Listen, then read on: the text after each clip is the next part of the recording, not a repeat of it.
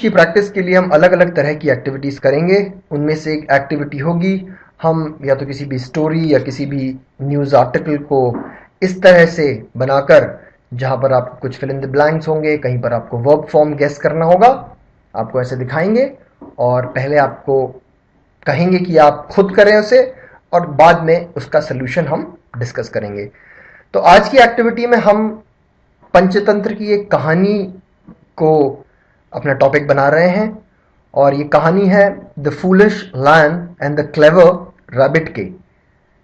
तो यहां पर जैसा कि देख सकते हो, फूलिश जो एडजेक्टिव है वो इस्तेमाल किया है लायन के लिए और क्लेवर मतलब चतुर, होशियार, फूलिश मतलब बेवकूफ। सो क्लेवर जो चतुर जैसा जो एडजेक्टिव विशेषण इस्तेमाल हुआ है वो हुआ है रैबिट, खरगोश के लिए, और शेर के लिए हमने कहा है कि वो बेवकूफ है। तो इन दोनों की ये कहानी है, देखते हैं क्या है कहानी। अभी मैं आपको सिर्फ थोड़ा थोड़ा हिंदी में ट्रांसलेशन करता हुआ चलूंगा। आपका काम होगा कि आप इस कहानी को पॉज करें, जिस भी पैराग्राफ को देख रहे हैं उसे पढ़ें और देखें कि वहां पर क्या क्या मिसिंग है। इस पूरी एक्सरसाइज में जिसकी हम बात कर रहे हैं अभी, इसमें आपको इन 2 या 3 चीजों पर काम करना होगा। पहला है आर्टिकल, यहां पर आर्टिकल्स मिसिंग है, जो भी आपको डॉट डॉट दिख रहे हैं वहां कहीं ना कहीं आर्टिकल्स आ सकते हैं। दूसरी चीज जो मिसिंग हो सकती है वो होगी प्रीपोजिशन, ये आप खुद ही गैस करेंगे क्या मिसिंग है और क्या वहां पर है। और इसके अलावा जो चीज होगी जो कि आपको इस तरह से दिखाई देगी, डॉट डॉट के बाद, एज एन ये फिल इन द ब्लैंक के बाद आपको एक शब्द दिखाई पड़ेगा। ये शब्द जो होगा ये मुख्यतः बेस फॉर्म ऑफ वर्ब होगा। आपका काम होगा कि यहां पर इस बेस फॉर्म ऑफ वर्ब का जो करेक्ट टेंस फॉर्म है वो लिखना। तो ये 3 काम आपको करने होंगे। आप आगे देखेंगे कि कहीं कहीं हमने इस ब्रैकेट में 2 शब्दों का ऑप्शन दिया है, मतलब 2 शब्द होंगे और उसमें ऑब्लिक करके हमने बताया होगा कि उन दोनों में से एक कोई आपको चूज करना होगा इस ब्लैंक को भरने के लिए। तो उसको भी हम आगे देखेंगे।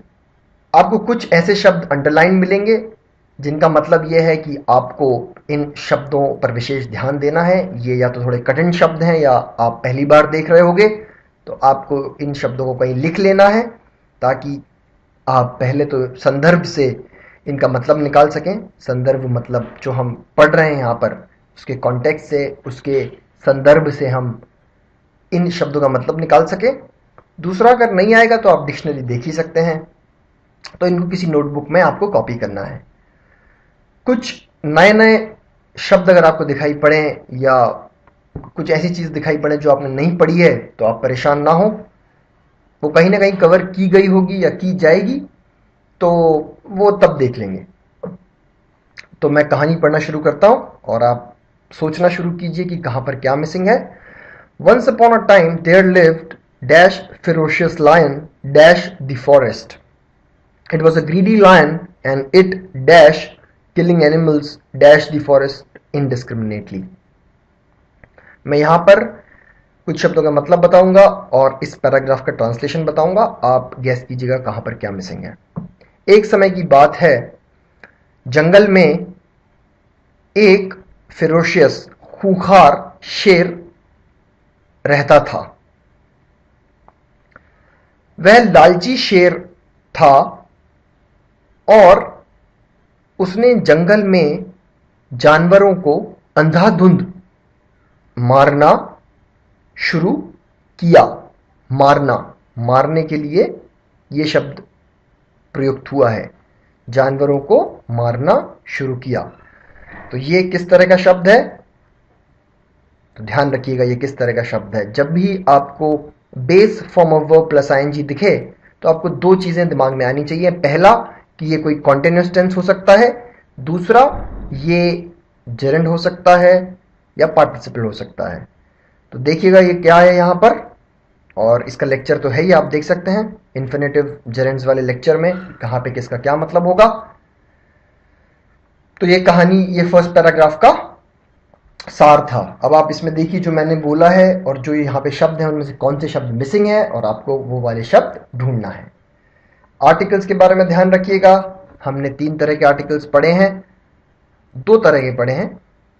ये एक तरह का है जिसमें से हमें एक चॉइस बनानी पड़ती है, ये दूसरे तरह का है। तो देखिएगा कहाँ पर कौन सा आना चाहिए और क्यों आना चाहिए। याद रखिएगा ए और एन का इस्तेमाल हम किसी भी अनिश्चित चीज़ के लिए करते हैं, मतलब जिस चीज़ के बारे में हम पहली बार बात कर रहे हैं और वह चीज़ कोई विशेष चीज़ नहीं है। जहाँ पर भी आपको कोई एक वाली भावना आए, यहाँ पर आप या फिर आपको ऐसा दिखाई पड़े कि जंगल में एक शेर रहता था, तो वहाँ पर हम कोई एक वाली बात कर रहे हैं। तो खैर इन सब चीज़ों के बारे में हमने पहले काफ़ी बात कर रखी, तो मुझे उम्मीद है कि आपको याद होगा वो सब। नेक्स्ट पैराग्राफ देखते हैं।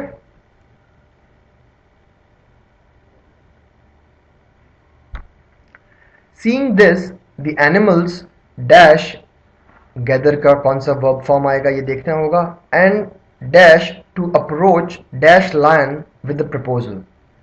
The proposal was that one animal dash each class would volunteer itself for being eaten dash the lion every day.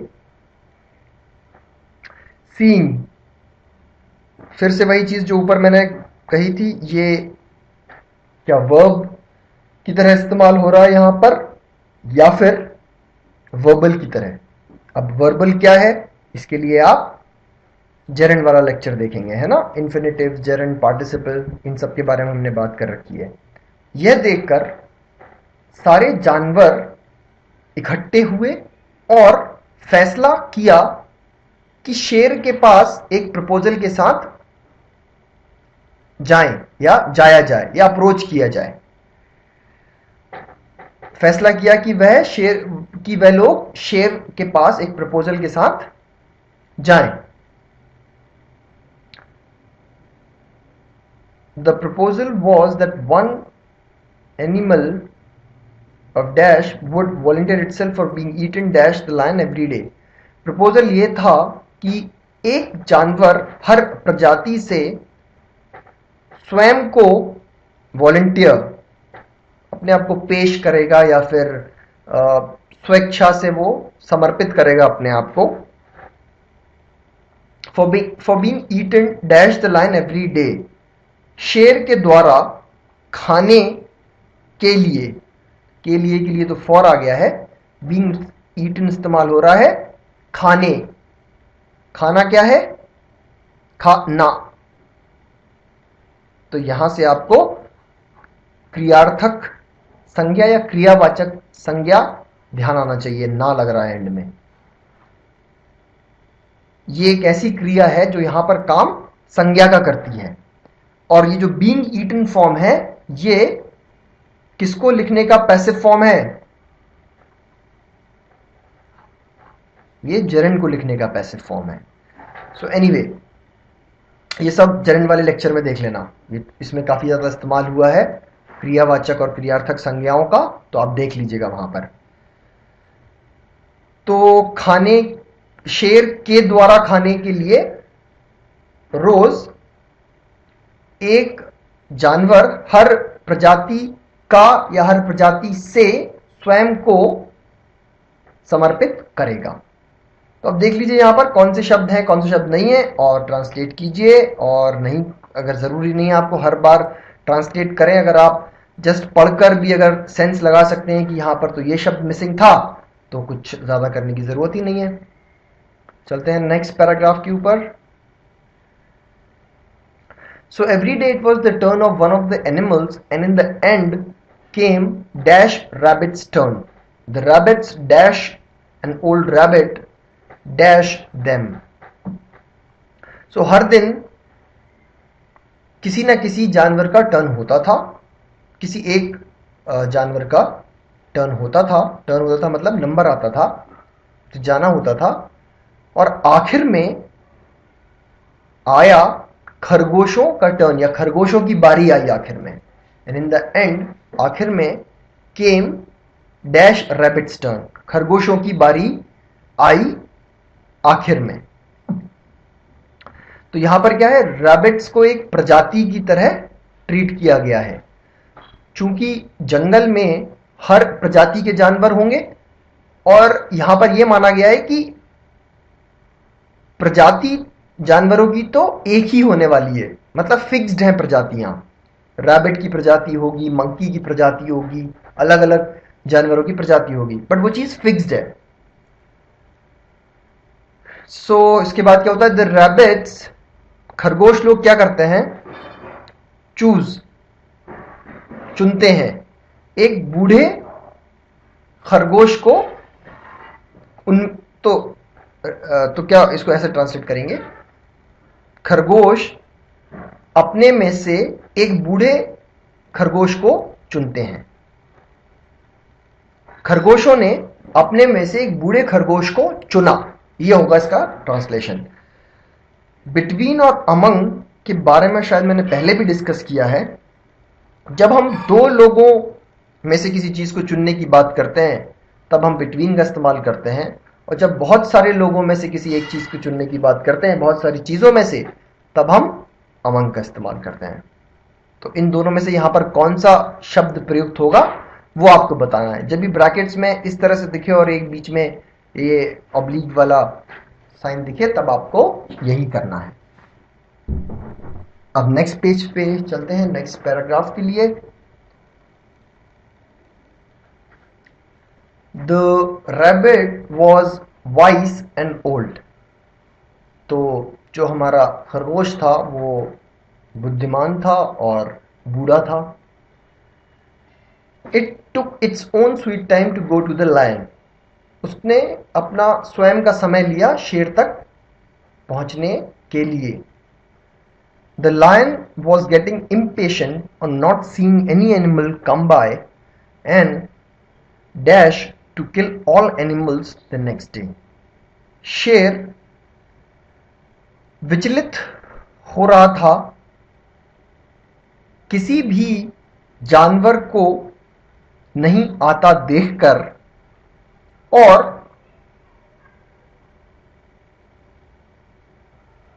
और सभी जानवरों को दूसरे दिन, और उसने सभी जानवरों को दूसरे दिन मारने की कसम खाई।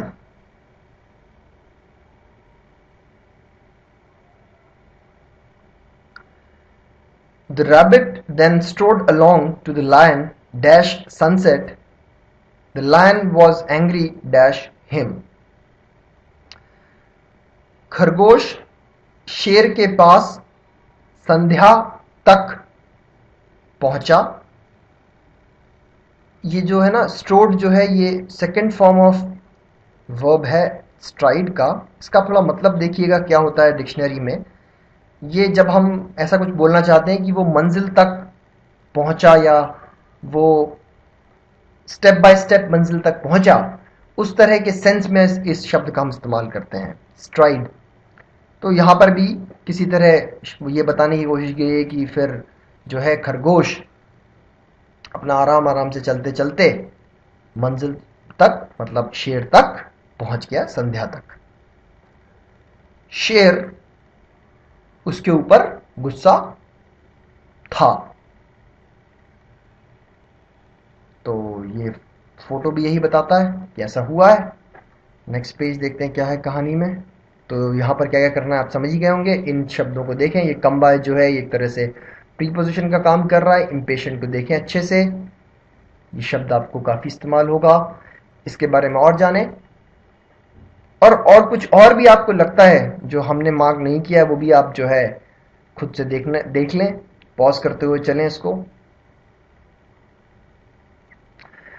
ये अब एक पूरा पैराग्राफ आपको दे दिया है जिसको आपको पूरा ट्रांसलेट करना है इंग्लिश में। मैं हिंदी में पढ़ देता हूं, आप इसे ट्रांसलेट करें। लेकिन बुद्धिमान खरगोश शांत था। उसने आराम से शेर को बताया कि आज के लिए खरगोशों का एक झुंड उसके लिए आ रहा था। उसके लिए मतलब शेर के लिए आ रहा था। लेकिन रास्ते में एक दूसरे शेर ने उन सब पर हमला किया और उसे छोड़कर सबको खा लिया। खरगोश ने कहा कि वह किसी तरह सुरक्षित पहुंचा है और वह दूसरे शेर और वह दूसरा शेर उसके आधिपत्य को चुनौती दे रहा है। उसके मतलब यहां पे शेर के आधिपत्य को चुनौती दे रहा है। आधिपत्य मतलब उसका जो शासन था, जो उसका साम्राज्य था, इसके लिए जो शब्द आप इस्तेमाल करेंगे वो होगा लॉर्डशिप। उत्तेजित शेर ने खरगोश को उसे उस दूसरे शेर के स्थान पर ले जाने को बोला। तो जो शेर था वो थोड़ा उत्तेजित हो गया। तो उत्तेजित यहां पर एक विशेषण की तरह काम कर रहा है। देखिएगा कौन सा शब्द होगा। उत्तेजित शेर ने कहा कि खरगोश को बोला कि तुम मुझे दूसरे शेर के पास ले चलो। तो इसका ट्रांसलेशन कीजिएगा। सिंपल सा ट्रांसलेशन है, जहां पर आपको बड़े बड़े सेंटेंसेस दिखे, जैसे यहां पर है। उसने आराम से शेर को बताया कि आज खरगोश का झुंड उसके लिए आ रहा था। आप इसको छोटा भी कर सकते हैं, यहाँ पे आप पूर्ण विराम के साथ भी काम कर सकते हैं। और सिंपल वर्ड्स हैं ट्रांसलेशन में, तो हो जाएगा आराम से। Next page. The Vice Rabbit agreed and led the lion towards a deep well filled with water. Then the rabbit dashed the lion its reflection in the water of the well. उसके बाद खरगोश ने शेर को उसकी परछाई उस कुएं के पानी में दिखाई। शेर बहुत गुस्सा हुआ और नेचुरली उसकी इमेज पानी में, जो कि दूसरा शेर है यहाँ पर, वह भी उतना ही गुस्सा हुआ। उसके बाद शेर जम्प्ड डैश द वाटर, शेर पानी में कूद गया। डैश द अदर लायन, शेर पानी में उस दूसरे शेर पर कूद गया, उस पर हमले के लिए कूद गया, हमले के लिए। और ऐसे अपनी जा गवा बैठा कुएं में। तो ये ऐसे कहानी हो जाती है खत्म। शेर जो है वो मर जाता है, उसको तैरना नहीं आता है। Thus the wise rabbit saved the forest and its inhabitants dash the proud lion. तो इस तरह चतुर खरगोश ने जंगल को और इनहैबिटेंट्स मतलब वहां पे रहने वालों को उस घमंडी शेर से बचाया। तो होगा आपको कहीं कहीं लगेगा कि जो मैं ट्रांसलेट कर रहा हूं वो एग्जैक्टली नहीं हो रहा है ट्रांसलेशन जो यहां पे लिखा हुआ है। तो खैर आप ऐसा मान सकते हैं कि मैंने जो आपको बात बताई है वो इस कहानी का सारांश है या इस पैराग्राफ का सारांश है। आप मतलब वर्ड्स खुद भी सोचकर, डिक्शनरी में देखकर या संदर्भ से समझकर निकाल सकते हो जो भी मतलब होता है। इसका सॉल्यूशन एक अलग लेक्चर में डिस्कस किया जाएगा। All the best, thank you.